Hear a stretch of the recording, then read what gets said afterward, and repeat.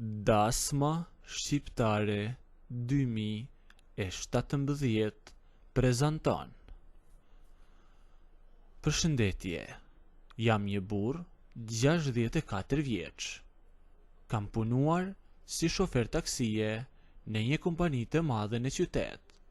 E ka pak kohë që kam dalë në pension. Është një punë që të njeh me lloj-lloj njerëzish, por mbi të gjitha të lidh me kolegët. Kur pret me orë të tëra për klientin e radhës, i vetmi njeri ku mund të bësh dy fjalë e të pish një kafe është kolegu jot. E në atë kompani kisha një koleg që e bëra shok shumë të ngushtë.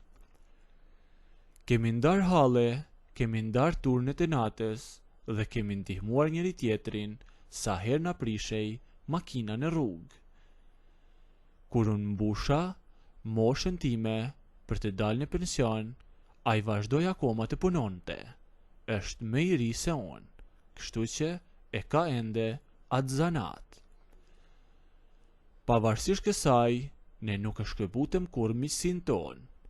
E unë, duke pasur më shumë kohë të lirë tani, shkoja shpesh ta takoja.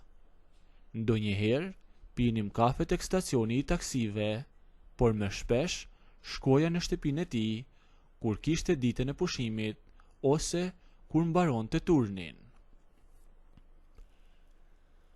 Duke shkuar kaq shpesh në shtëpinë e tyre, ishte e pamundur të mos me binte në sy gruaja e tij. Ajo është 40 vjeçe, një grua shumë e bukur, shumë e mbajtur dhe me një pamje që të mirë të mendet. Por shtëpia atyre nuk ishte gjithmonë e qetë. Sa herë që shkoja aty, vija re një gjë që përsëritej vazhdimisht. Ajo ankohej pa pushim për burrin e saj. Madje e bënte këtë gjë hapur, pikërisht në prezencën time. Nuk mbaj mend një vizitë të vetme ku të mos i gjeja duke u fjalosur, ose ku të mos e nisnin fjalosjen sapo unë ulesha në divan, e nganjëherë me dukej edhe vetja i tepërt. Për shembull, ajo kthehej nga unë e inatosur dhe më thoshte: "Shikoje këtë, ti je burr tamam, i mbajtur, i rregullt. Nuk je si ky imi që as pastërtinë më elementare nuk di ta mbaj." Burri i saj rrinte duke e dëgjuar, e ndërsa ajo vazhdonte: "Shikoja atë këmishë që ka veshur. Ka 3 ditë që nuk e heq nga trupi. Nuk e di se si t'ja laj, sepse nuk pranon t'ja ndërroj. Vjen nga rruga me taksi dhe ulet ashtu në shtëpi." Një herë tjetër, shoku im po hante bukë në tavolinë, ndërkohë që unë po pija kafen. Ajo filloi ta kritikonte prap, e këtë herë për thërrimet e bukës që po i binin poshtë tavolinës në tapet. "Kujdes se e bëre pis", i thoshte ajo me zë të lartë. Mua më shkoi gjithë koha, më shkoi dhe jeta vetëm duke pastruar ato që bën ti mbrapsht. "Nuk ke pa kujdes për këtë shtëpi", i thoshte ajo shokut tim. Unë thjesht dëgjoja, ndërhyja ndonjëherë për t'i qetësuar me shaka, por e kuptoja shumë mirë që ajo ishte vërtet e lodhur nga ajo mungesë vëmendjeje dhe papastërtia e tij. E një ditë, unë nisa të shkoja tek shtëpia e shokut tim nga pasditja. Trokita në derë e më hapi gruaja e tij. Ishte vetëm. "Hyr brenda", me tha ajo me mirësjellje sapo me pa, që mirë të solli. "Jo", i thashon, "të them të drejten, mendova që ishte kthyer ai nga puna deri tani, prandaj erdha, por po iki." "Jo", tha në asnjë mënyrë, "hyr brenda." Këmbën nguli ajo e hapi derën tërësisht. "Hyr të bëjmë pak muhabet për qef, sepse kur është ai këtu brenda, nuk na le të flasim as 2 fjalë me ato tekat e tija." më tha ajo. Nuk e zgjata dhe hyra. Ulëm në salon, pim nga një kafe dhe bëm një muhabet shumë të qetë. Folëm tamam si dy zotrinj, pa u ngutur. Ajo përfitoi nga rasti dhe filloi sërish të shante burrin e saj për gjërat e shtëpisë, për faktin që e linte vetëm e nuk kujdesej për të. Unë dëgjoja dhe qeshja me disa nga histori që më tregonte. Ishte një bisedë shumë e këndshme për mua. Pasi ndenja rreth një orë u çova. Unë po iki, i thash, se mos vjen ai tani nga puna dhe mendon ndonjë gjë të keqe që jemi vetëm. Mirë, tha, e ajo me shoqëroi drejt tek dera. Ik, tha, sot, por e ja prap ndonjë ditë tjetër që të flasim. E ajo ftes, mua me mbeti në mendje. Ditët kalonin, e unë kisha vërtet dëshirë të rria sërish në atë salon e të bisedoja me te, pa pasur shokun tim aty që të na prishte qetësinë. Kështu që, një mesditë, vendosa të bëj një plan të vogël. Nipi im kishte lënë telefonin e tij mbi tavolinë tek shtëpia ime.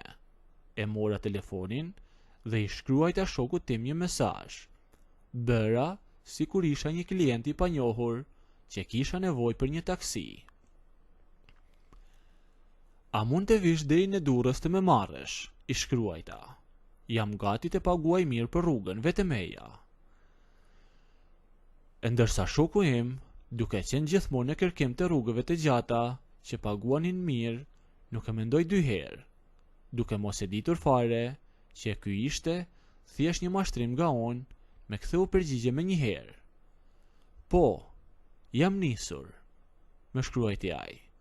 E sa po mora atë mesazh, e dita që kisha të pakten 2 ose 3 orë kohë të lirë. U vesha, dola nga shtëpia dhe shkova drejt e tek shtëpia e saj. Trokita dhe ajo hapi derën. Ishte vetëm sërish, fiks siç e kisha llogaritur unë. Ua, tha, kjo ishte një befasi e këndshme. Eja, hyr brenda. Hyr, tha, por burri tani duhet të jetë duke ardhur, sepse ka kohën që t'i mbaroj turni. E ndërsa unë, teksa hyja në korridor, mu dha një e qeshur. Jo, i thash, nuk vjen tani.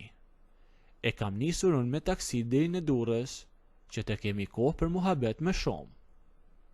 Ajo u habit në fillim, por kur i shpjegova rrengun që i kisha bërë me telefonin e nipit, filloi të qeshte më të madhe. Ju duk diçka shumë e zgjuar dhe ul në karriget e dhomës së ndenjes. E kuptoj që unë kisha bërë gjithat organizim vetëm për të qenë aty me te, e ndërsa çdo gjë ndryshoi pasi të dy i kuptuam situatat, e ajo filloi të më bënte pyetje pak më provokuese këtë herë. Përse e bërë këtë gjë? Me pyeti ajo. Përse ke kaq dëshirë të rish me mua? E unë nuk u fsheha më. Fillova t'i flisja hapur dhe ta komplimentoja. I thash që ishte një grua shumë e veçantë. Mbi të gjitha, i komplimentova trupin e saj. I thash se mbante veten mrekullisht, sidomos për moshën që kishte, dhe se një grua si ajo meriton të shumë e tepër se sa të rinte gjithë ditën duke pastruar mbeturinat e tavolinës. E ndërsa ajo, kur ndëgjoi komplimentet për trupin e saj, unë ngrit nga karrigja dhe bëri një rrotullim. Shiko, tha, jam si balerin. E vërtet, i thash, ashtu je. E ndërsa ajo dëgjonte çdo fjalë dhe dukshëm ndihej shumë mirë nga i vlerësimi imi, ishte diçka që burri i saj nuk ja bënte kurrë. U çova nga karrigja ime dhe i shkova më afër karriges ku ishte ulur ajo. E biseda vazhdoi e qetë. E shikoja tek fytyra e pastaj i komplimentova flokët që i kishte lëshuar. Zgjata dorën dhe ja ladhatova flokët ngadalë. E ajo nuk lëvizi fare. Thjesht pranoj afrimitetin tim. U ofruam aq shumë me njëri tjetrin, duke shkëmbyer fjalë dhe komplimente, pa e ndalur biseden. Dhe aty, pa u ngritur fare nga karrigja, ne filluam që të putheshim. Ajo ma hodhi dorën mbi dorën time, e ndërsa me tjetrën me lëdhaton të faqen. Puthjet nuk i shkëputeshim. Nëse doni të ndëgjoni historinë deri në fund, bëjni videon like, a nëse nuk doni, abonohuni ose bëjni subscribe.